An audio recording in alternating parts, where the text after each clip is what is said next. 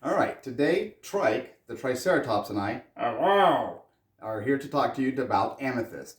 Amethyst is one of the birthstones. It's the birthstone for February. February? Is it already February? Well, yes, it is. Okay, let's talk about that. So February's birthstone is amethyst, and amethyst is a type of quartz. Quartz? Yes, quartz. It's a type of quartz, like clear quartz, smoky quartz, rose quartz. It's a type of quartz. What makes it purple? Well, I'm glad you asked. It becomes purple when it gets a little trace of iron in it, and then that iron gets zapped with gamma radiation.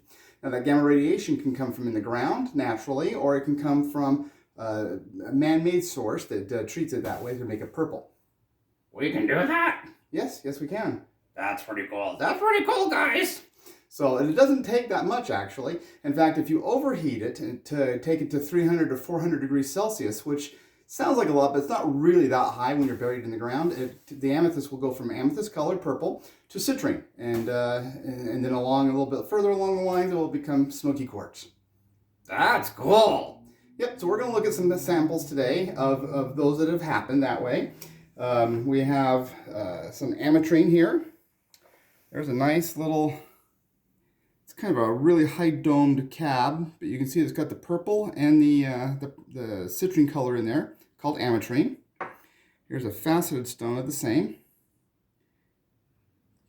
The really nice ametrine that comes naturally comes from Bolivia. A lot of it can be treated nowadays, but yep. So amethyst can come in the form of a scepter where you have a clear quartz shaft, and then you get an amethyst top on it, a crown or a scepter. Here's one that's really a pale one. This one is from Rhode Island, actually. It's very rare to get those, but it's got a little secondary overgrowth of amethyst over a quartz crystal. Kind of cool.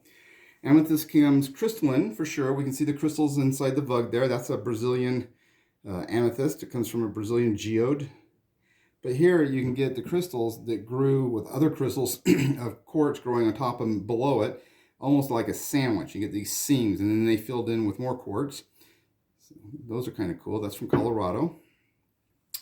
Here is Utah amethyst. Utah does not have great amethyst. All of our amethyst is very pale, probably from the lack of radiation.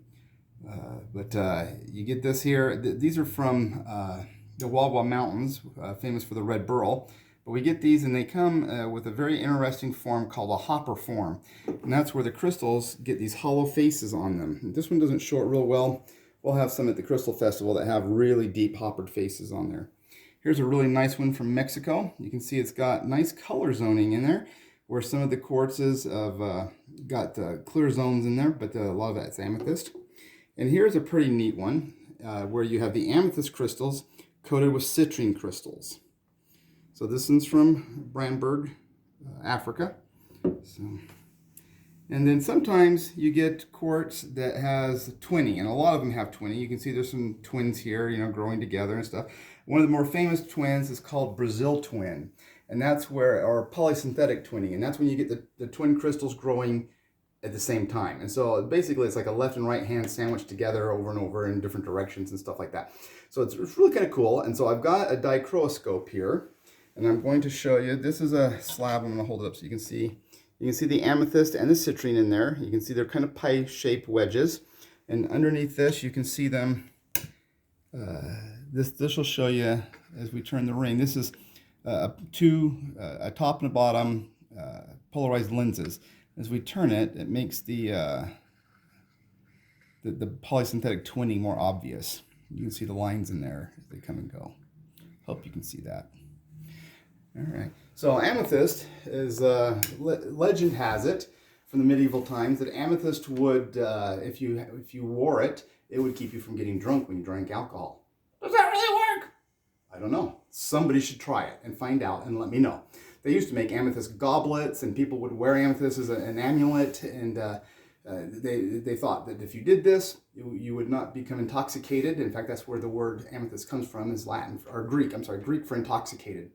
So somebody try it out and let me know. Please video it so we can see it.